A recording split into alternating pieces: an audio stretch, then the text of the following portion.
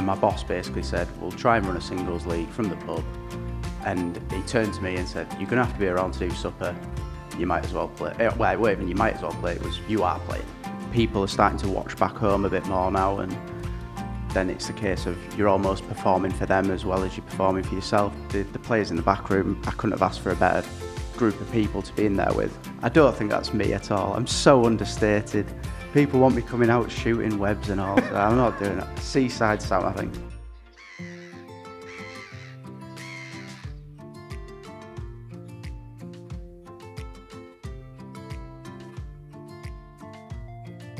Hello, welcome along to the Tungsten Talk here at the MODUS Super Series, where we delve into the careers of some of the stars that play here at the Live Lounge in Portsmouth. Today, we're going to look back at the career so far, and it's definitely a case of so far for the Series 10 runner-up, Sam Spivey. He's been a revelation over the course of the last 12 months. Came here as an ADC qualifier, won a week, and came oh so close to winning the jackpot. He joins myself and Paul Nicholson here in the studio. First and foremost, could you have envisaged the kind of year that you've had the past 12 months or so, and the past and the places that you now find yourself in? No, definitely not. I felt like I had the ability to get to like this stage here.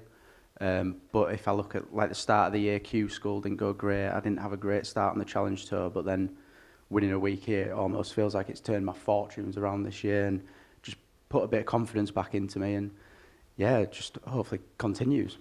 I feel like every single year we have a story like Sam. We had Tom Sykes the year before, Sam last year. There'll probably be another one this year. I suppose it's something that we're seeing with the ADC system. We're seeing here with the Super Series where we're unearthing stars and unearthing talents which maybe we wouldn't have seen otherwise, perhaps.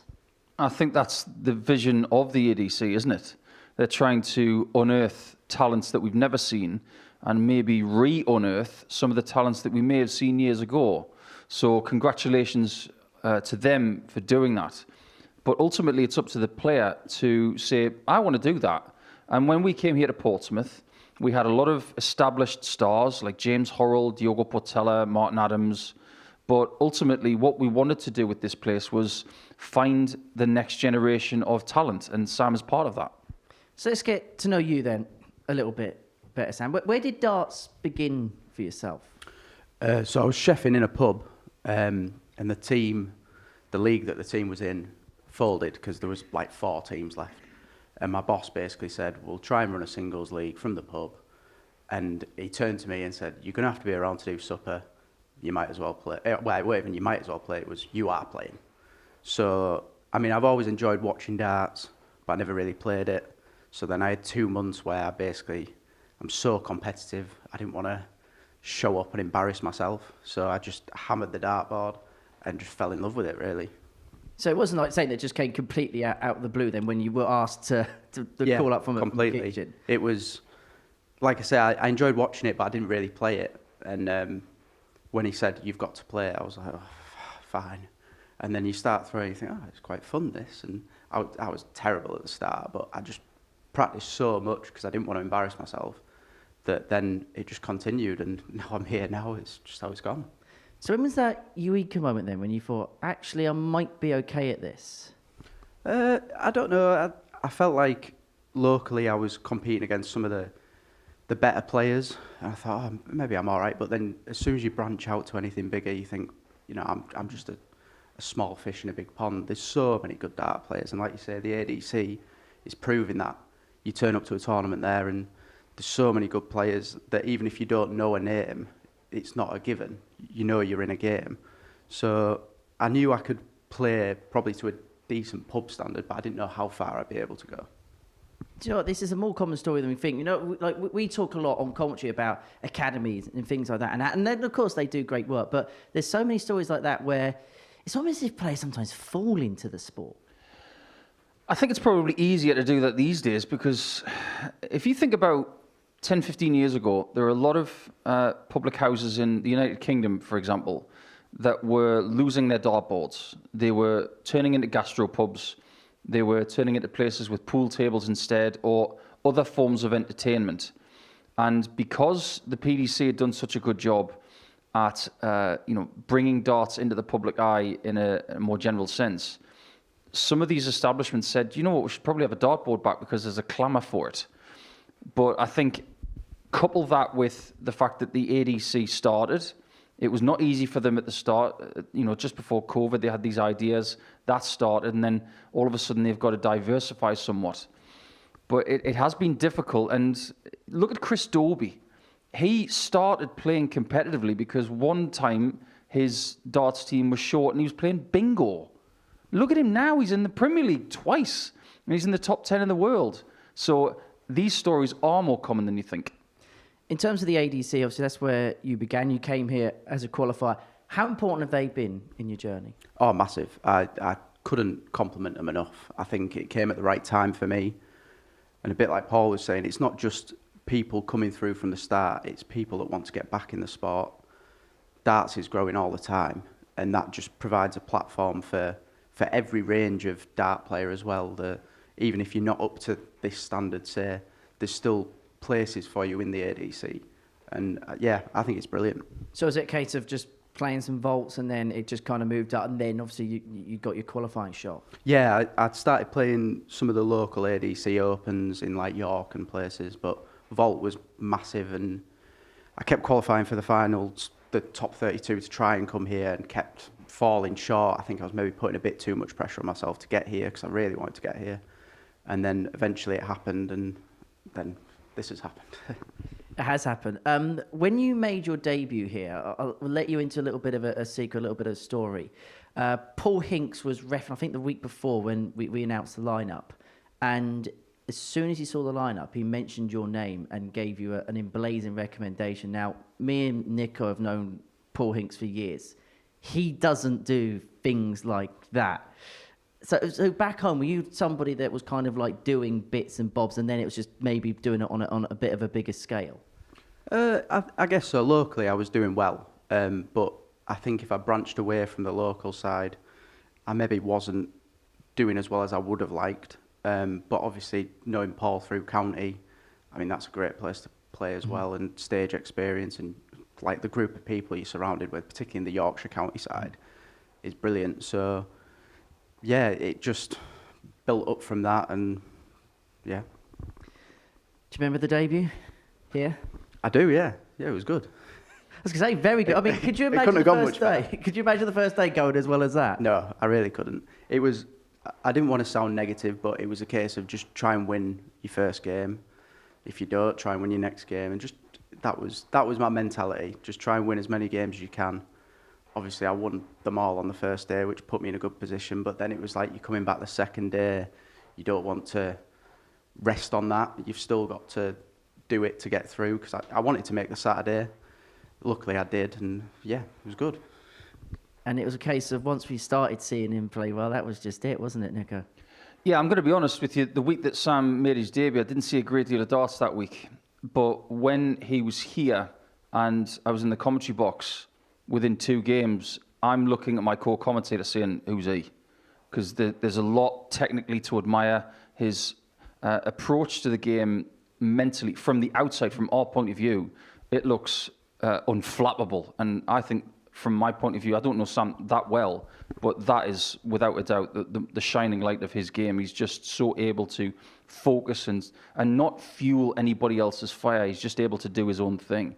So there's a lot to admire, but it's only the start of the journey. We're going to take a short break, and when we return, we'll hear more from Sam Spivey.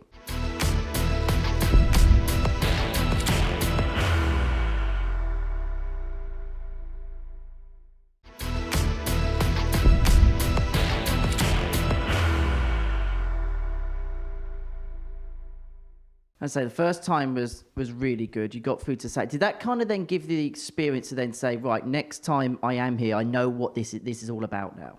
Yeah, definitely. And it made me think, look, I can make Saturday. Every week's different here, obviously.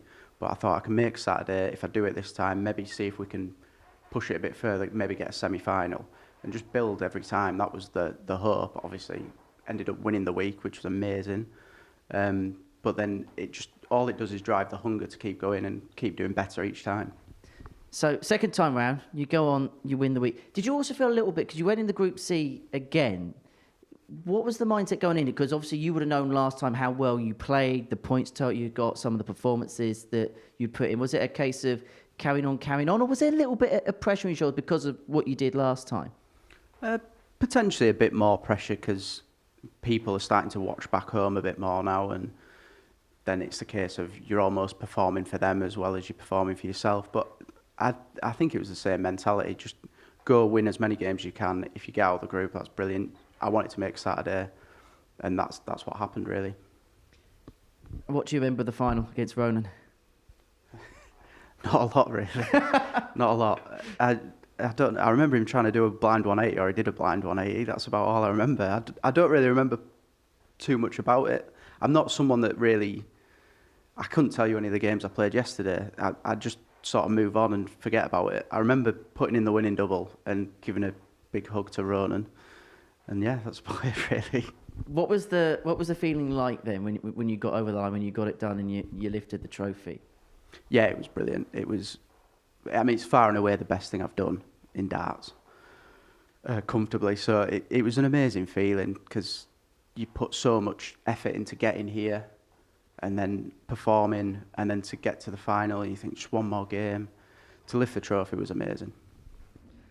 And then we get to Champions Week. And I remember we covered the Champions Week together, and we were saying that it was a week filled with opportunity because you saw the players who were in the field, the likes of yourself that were first-time winners coming through the ADC system. Okay, you had experience in other places like Mervyn King, et al., but there was a feeling that somebody could have the biggest week of their life that particular week. Yeah, you look at some of the performances from the likes of Jensen Walker, who would ultimately win the thing, but I think every series has its own definitive narrative. So whether it's going to be experience, whether it's going to be new winners, because in Series 10, predominantly it was new weekly winners. So it's great to start 2025 or any year with a lot of new stories. So when it came to the final, were we surprised to see Sam up against Jensen? Not really, because these players are fast-tracking their way to world-class levels faster than ever before.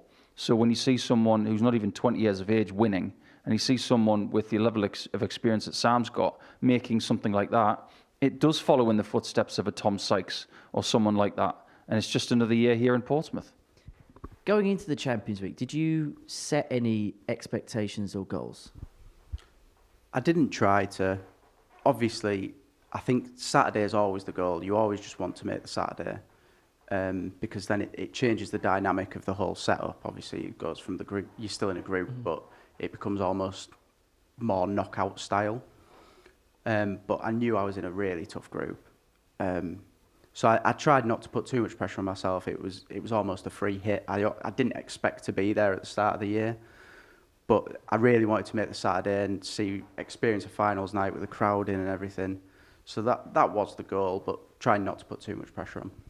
What was the Champions Night like as an experience? It was great. Yeah, it was really good. The whole atmosphere in the place was amazing. The players in the back room, I couldn't have asked for a better group of people to be in there with. It was such a mix of people, and they were all great to be around. And yeah, it was an amazing feeling to be involved with it all. Right, let's talk about the final against Jensen. When you look back at it now, and I know it's been a few weeks since, what are your kind of reflections on that game? Is it a what might have been? Is it a pride of getting to the final? What's the thoughts when I bring that particular topic up? So initially it was definitely disappointment. It's going to be, you have to be disappointed if you're losing. I think if you're not, it's silly. But I'd slept on it and I was just immensely proud. I don't think if you'd have looked at all the people involved in the series, you probably wouldn't have picked my name out to be runner-up. I think even the 12 people that were starting the week, you probably wouldn't have picked my name to be runner-up. So to think that I'd got there and played well to get there, got out of my group, which I was saying was a tough group, I was just immensely proud. And it just drives the hunger on. You want to get there again. You want to go one better. Jensen played brilliant. Can't argue with it. There's good players that have played multiple Champions Week and don't make Champions Nights, and to get to the final, particularly your first crack at it as well, that's some achievement, isn't it? Yeah, that's a very fair point. I think if we were to look at it slightly differently, there are people who haven't even won a week. So you think about Robert Thornton, all that he's done in the sport. He's not won a MODUS Super Series week. I know he's won a double trouble. Martin Adams hasn't won a week. Maybe we're looking at a slightly different age group here. But the thing is, there are other players who haven't had the success that, say, Tom Sykes has had, or someone like Sam. We're talking about ADC products now. And it's not just from a domestic point of view, it's from a European-wide point of view. We've got a Swedish champion, we've got a Dutch champion now because of the ADC system. And I think domestically in the UK, Sam is one of the best products that we've seen come through these doors. So yes, his success stokes the hunger for himself, but it also stokes the hunger of a lot of other people because they see his journey and they think, maybe I can do that. So moving things a little bit forward, what's the kind of plan of action now you've done that? Is it a case of trying to kick on, get a second one, another crack at Champions League? What's the kind of short-term goals, I suppose, to the end of the season? Yeah, I think definitely you want to get there again. I'd love to win another week here. It's not as simple as that, obviously, but I would love to win another week here. Challenge Tour, I want to really end the season in that top 16 because to me that feels like I've improved on last year massively and it's just taking my game forward. Let's talk about the Challenge Tour because, again, if this has been good for you, the Challenge Tour's been really good for you as well. 3 quarterfinals this year on that particular. So do you feel like everything's just moving in this direction, this just one direction forward? Yeah, I feel like it could be, yeah. A lot of it has come from the confidence of winning the week here, though. 100%. You can see the upturn in form from that first Challenge Tour of the year to the next one was Germany, I think, not a couple of weeks after I'd won here. And just the confidence I took from that, it's almost turned my year around. It's pushed me up in the rankings. I got a call up to the Pro Tour. It's all new experiences for me that I just want to keep getting there. What was that like then, getting the Pro Tour call up? Because you've kind of gone from a lad from Scarborough working in a kitchen who's being forced to play a game of darts because they're a man short in their team to then mixing it with the best players in the world. Yeah, that was a great experience. It was something, again, I didn't really have on the radar at the start of the year. But when I got the call up, it was like, all right, I'll just go and enjoy the experience. Managed to pick up a win, which was brilliant. But you just walk into a room and you're surrounded by people that you've watched on TV for years. It's just a great feeling. Can it be a little bit daunting, or is it something that you try to embrace as much as possible? I think initially you could see it as daunting. You walk in, like I say, it's all people you've watched for years. You know every person in the room near enough. But you settle down, you start practicing, and you think, we're all in the same position here.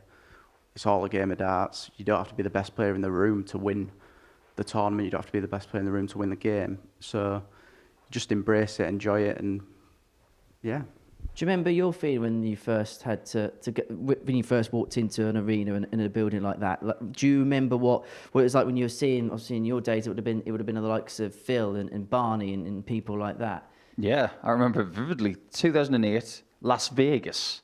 Oh, so, not like Barnsley Metrodome. No, I went full hog. I won my trip to Vegas through New Zealand in 2008 in Christchurch. They paid for my flights and accommodation and a PDC membership back then. That's something you needed to have. But I remember walking in that room at the Mandalay Bay Resort thinking, what am I doing here? And after a short while, you figure out, like Sam says, hang on, they've got 3 dots and I've got 3 dots. So maybe I can use them a little bit better than they can. So you have to feel like you belong in the room first. But at first, when you look to your left and there's, in my case, Ronnie Baxter and Phil Taylor and Mark Walsh and all these incredible talents that I really respected, it was important for me that I knew someone in the room personally, and I knew Kevin McDine.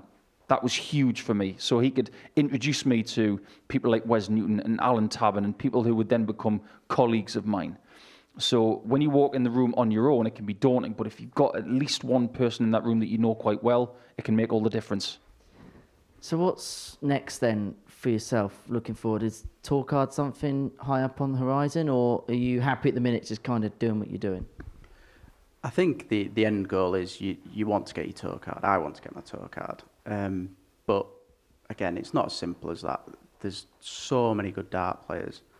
So if I can just keep coming here, keep doing well, keep getting the experience on the Challenge Tour, if you end up topping up the Pro Tour here and there, that's almost like the dream scenario at the moment.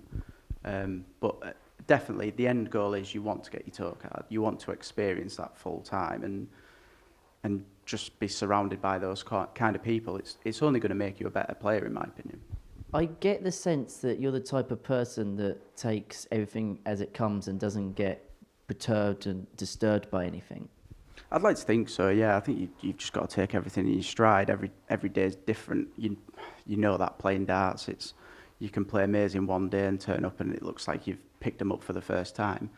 So I'd never really get ahead of myself. I'd just take it as it comes and enjoy every experience you can get. He's a cool customer, isn't he? I'm very impressed by Sam. I have been since the first time I saw him play. And my advice to him at this stage is don't change. Be who you are, because what you are is impressing a lot of people. Stay under the radar as long as possible. That's what these new stars need to do, because if you pop the way you want, you just don't know where you're going to be. It's really nice to hear that someone wants to have a tour card, and this is post having the experience of going to a Players' Championship as well. Because when you walk in that room, you don't know how you're going to feel.